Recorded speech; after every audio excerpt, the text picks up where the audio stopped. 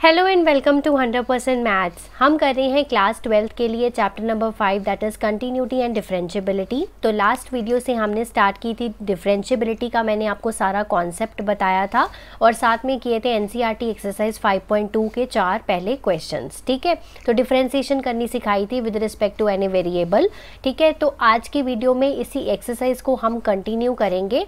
इसमें आज हम डिस्कस करेंगे क्वेश्चन नंबर 5 से लेके क्वेश्चन नंबर 7 तक। ठीक है, तो 3 ही क्वेश्चंस मैं आपको करवाऊंगी इसमें, और ये सारे मैं आपको करवाऊंगी डिटेल्स में। और जिस बच्चे को डिफरेंशिएशन बिल्कुल भी नहीं आती है वो ये वीडियो ज़रूर देखे, क्योंकि इसके बाद मुझे नहीं लगता कि आपको कोई भी प्रॉब्लम आएगी डिफरेंशिएशन करने में। ठीक है, तो पूरा वीडियो एंड तक ज़रूर देखिएगा। आइए वीडियो स्टार्ट करते हैं। तो स्टार्ट करते हैं एनसीईआरटी एक्सरसाइज 5.2 का क्वेश्चन नंबर 5। ठीक है, इस फंक्शन को पूरे मैं सपोज कर रही हूँ एफ ऑफ एक्स, ठीक है, is equal to sine of a x plus b cos of c x plus d. तो हमने पिछले लेक्चर में रूल्स पढ़े थे।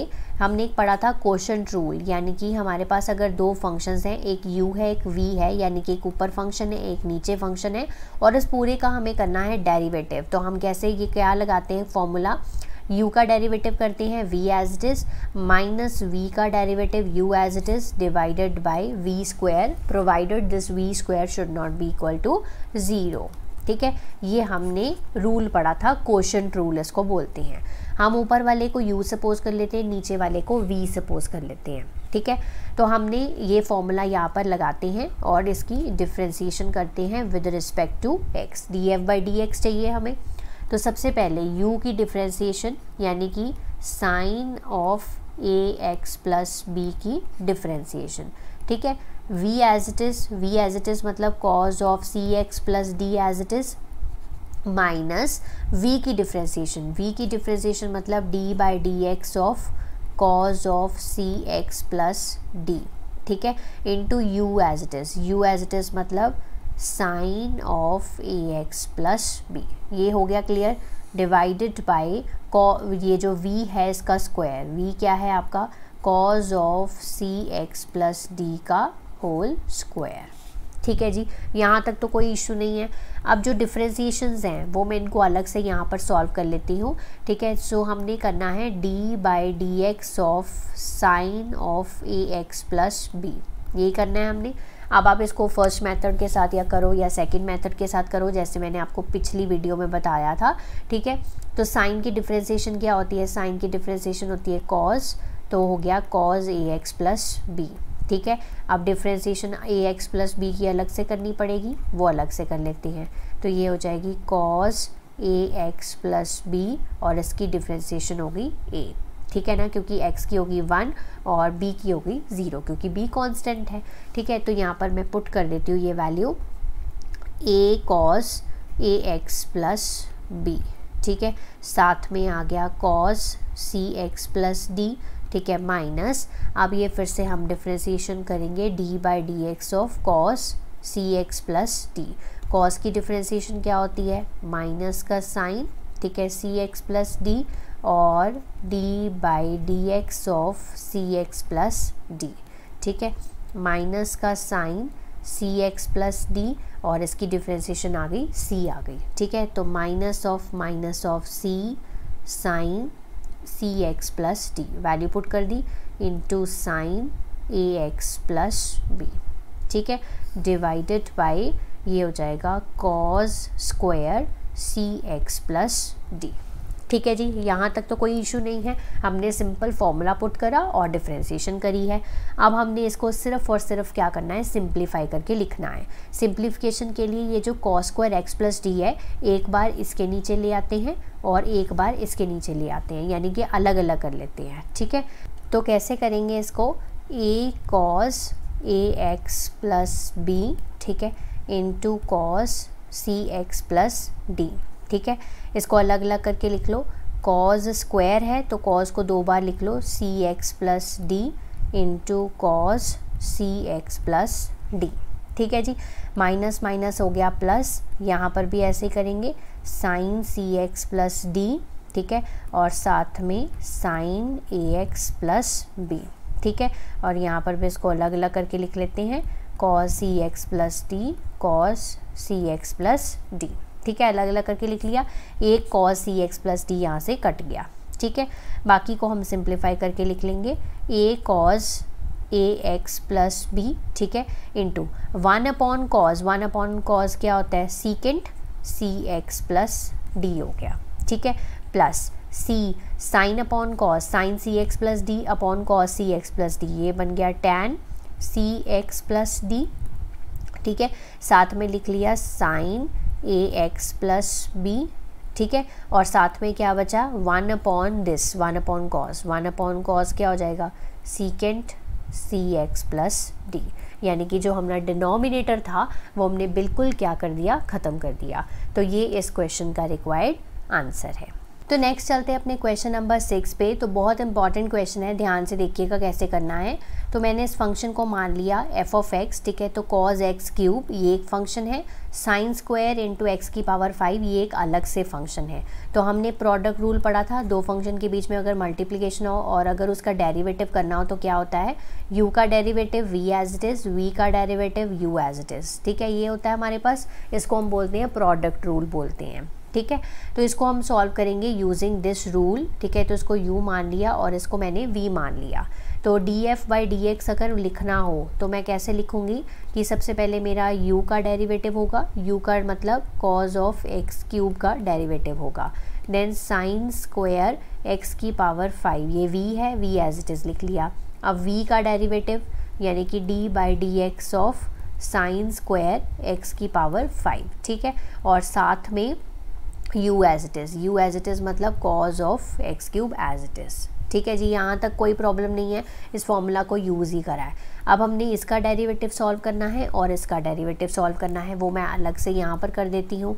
सो d/dx of cos of x cube, ठीक है, ये है इसका डेरिवेटिव सॉल्व करना है। cos का डेरिवेटिव क्या होता है, cos का डेरिवेटिव होता है माइनस का साइन ऑफ एक्स क्यूब, यही होता है। अब एक्स क्यूब है तो एक्स क्यूब का अलग से हमें डेरिवेटिव करना पड़ेगा। सो ये आ जाएगा माइनस साइन एक्स का क्यूब इंटू 3x स्क्वायर, यहाँ पे पुट कर देते हैं -3x square sine of x cube, ठीक है ना। यहाँ तक कोई प्रॉब्लम, यहाँ तक हमने v जो है वो एज इट इज़ पुट कर दिया, ठीक है जी। तो अब हमने करना है इसका डेरिवेटिव, ठीक है। तो साइन स्क्वायर एक्स की पावर 5, तो इसको कैसे सॉल्व करेंगे, यूजिंग चेन रूल करेंगे। ये हमारा जो है वो v का फंक्शन था, ठीक है, v ऑफ x का फंक्शन था, साइन स्क्वायर x की पावर 5, ये हमने पहले सपोज करा था ना इसको v का फंक्शन। इसको हम चेन रूल के साथ अब करने जा रहे हैं। अब इस फंक्शन को अगर मैं ऐसे लिखना चाहूँ कि साइन x की पावर 5 का होल स्क्वायर, तो लिख सकती हूँ, कोई इशू नहीं रहेगा, पूरे का होल स्क्वायर कर दिया, ठीक है। अब मैं इसको मान लेती हूँ लेट x की पावर 5 जो है इसको मैं अनदर फंक्शन मान लेती हूँ, क्योंकि चेन रूल के साथ कर रही हूँ। तो x की पावर 5 को t सपोज कर लिया, ठीक है। जिन बच्चों ने मेरा पुराना लेक्चर मिस किया है वो ज़रूर इसको जाकर देखें, क्योंकि बेसिक्स जो चेन रूल के हैं वो मैंने उसी लेक्चर में डिस्कस किए हैं, ठीक है। तो x की पावर 5 जो है उसको मैंने t मान लिया, तो ये बन गया साइन t का होल स्क्वायर, ठीक है। तो ये फंक्शन जो है वो v ऑफ t बन गया, है ना।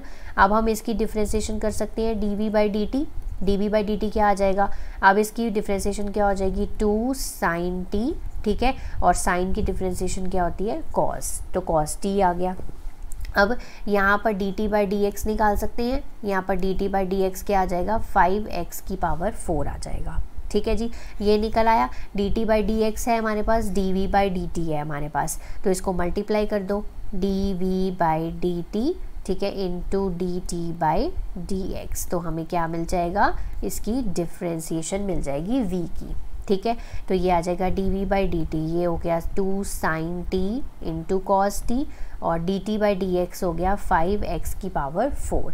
अब t की वैल्यू पुट कर दो, t की वैल्यू क्या थी, x की पावर 5 cos x की पावर 5 5x की पावर 4, ठीक है। इसको एक स्टेप और सिंप्लीफाई कर लेते हैं, 2 इंटू 5 कितना हो गया 10 हो गया, ठीक है, साइन x की पावर 5 cos x की पावर 5 इंटू एक्स की पावर 4, ठीक है, ये आ गया आपका। तो अब देखो इसकी डिफ्रेंसिएशन हम यहाँ पर लिखेंगे, 10x की पावर 4 एक साथ लिख लिया, देन आ गया साइन x की पावर 5, ठीक है, cos x की पावर 5, ठीक है, इंटू cos x का क्यूब, ठीक है।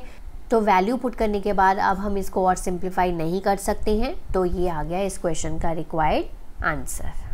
तो मूव करते हैं अपने नेक्स्ट क्वेश्चन पे, 7th क्वेश्चन पे। ये बहुत ही ज़्यादा इंपॉर्टेंट क्वेश्चन है, ठीक है। तो हम इसको सॉल्व करेंगे बाय यूजिंग चेन रूल। तो इसके लिए मैं इसको पहले f(x) मान लेती हूँ, 2 root of cot of x square, ठीक है। तो रूट भी अपने आप में एक फंक्शन है, कॉट भी अपने आप में एक फंक्शन है, x स्क्वायर भी अपने आप में एक फंक्शन है, ठीक है। तो यूज़ करेंगे चेन रूल इसको सॉल्व करने के लिए, ठीक है। तो सबसे पहले x स्क्वायर को पुट करेंगे t, ठीक है। तो पुट कर दिया मैंने x स्क्वायर को t पुट कर दिया, तो dt/dx निकाल सकते हैं। वो कितना आ जाएगा हमारे पास, 2x आ जाएगा, ठीक है। अब जब हमने इसको x स्क्वायर को t पुट कर दिया तो ये फंक्शन f ऑफ t बन गया, ठीक है। 2 root of cot of t, यही हो गया। अब कॉट ऑफ t को भी कुछ सपोज कर लेते हैं, सो पुट करेंगे कॉट ऑफ t, ठीक है। इसको मैं कोई भी अल्फ़ाबेट मान सकती हूँ, p मान लिया मैंने, ठीक है। अब मैंने फाइंड आउट करना है dp/dt, इसकी डिफ्रेंसिएशन करी तो कॉट की डिफ्रेंसिएशन होती है माइनस ऑफ कोसेकेंट स्क्वायर, ठीक है, ये t। तो कॉट x की होती है माइनस कोसेकेंट स्क्वायर x, तो यहाँ पर कॉट t है तो कोसेकेंट स्क्वायर t हो जाएगा माइनस का, ठीक है। जब मैंने इस कॉट t को क्या पुट करा, p पुट करा, तो ये फंक्शन f ऑफ p में चेंज हो गया, ठीक है। तो फंक्शन रह गया सिर्फ 2 रूट p, यही रह गया हमारे पास।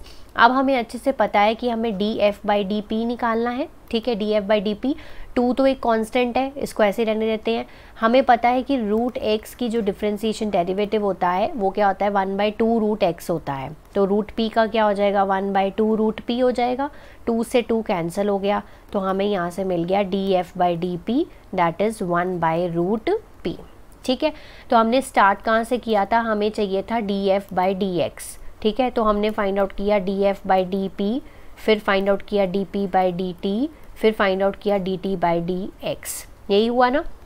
तो यहाँ से dp/dp कट गया, dt/dt कट गया, तो df/dx ही तो बचेगा, बनेगी ना लेफ्ट हैंड साइड। तो ये हम कर रहे हैं। अब हमारे पास सारी वैल्यूज़ हैं, तो वैल्यूज़ पुट करते हैं। df/dp की वैल्यू 1/√p, ठीक है। p और t की वैल्यूज़ हम बाद में पुट करेंगे। dp/dt की value cosecant square t minus का, और यहाँ पर 2x जो है वो dt/dx की वैल्यू है। अब p और t की वैल्यू पुट करो। p की वैल्यू क्या है, p की वैल्यू थी कॉट ऑफ t, ठीक है, कॉट ऑफ t, राइट। अब एक ही स्टेप में मैं t की वैल्यू भी पुट कर देती हूँ, यहाँ पर कॉट ऑफ x स्क्वायर हो जाएगा, क्योंकि t की वैल्यू क्या है, x स्क्वायर थी, minus of cosecant square x square into 2x, t की वैल्यू पुट कर दी मैंने x स्क्वायर। अब आप चाहे तो क्वेश्चन को यहाँ पर लीव कर सकते हैं, ये आपका आंसर आ चुका है, बट एनसीईआरटी बुक में इसको आगे भी सॉल्व किया गया है, ठीक है। तो मैं इसको सॉल्व आपको करके दिखाऊंगी। तो न्यूमरेटर में मैं -2x ले लेती हूँ, कोसेकेंट को in the form of sine लिख रही हूँ। तो कोसेकेंट होता है 1/sin, तो साइन स्क्वायर x स्क्वायर, ठीक है। कॉट को कैसे लिख सकती हूँ, कॉट को लिख सकती हूँ मैं cos x स्क्वायर, ठीक है, अपॉन साइन x स्क्वायर, इसमें कोई इशू नहीं है, ठीक है। अब नेक्स्ट स्टेप में ये जो साइन है, साइन स्क्वायर है यानी कि 2 बार है, तो मैं इसको अलग अलग करके लिख रही हूँ। साइन x स्क्वायर 1 बार, फिर साइन x स्क्वायर 1 बार लिख लिया, और इस स्टेप में इनके जो रूट्स हैं वो भी मैं अलग अलग कर रही हूँ, ठीक है। तो मैंने कॉज और साइन के जो रूट्स हैं वो अलग अलग कर दिए, ठीक है जी। अब नेक्स्ट स्टेप में क्या करना है, माइनस ऑफ 2x, ठीक है, डिवाइडेड बाय, अब साइन x स्क्वायर, ठीक है, साइन x स्क्वायर, इसको एज इट इज़ रहने दो, ठीक है, root of cos x square, ठीक है, डिवाइडेड बाय। अगर मैं इसका रूट हटा के इसकी पावर लिखना चाहूँ तो क्या लिख सकती हूँ, साइन x स्क्वायर की पावर 1/2, है ना, ठीक है ना, कोई प्रॉब्लम तो नहीं है।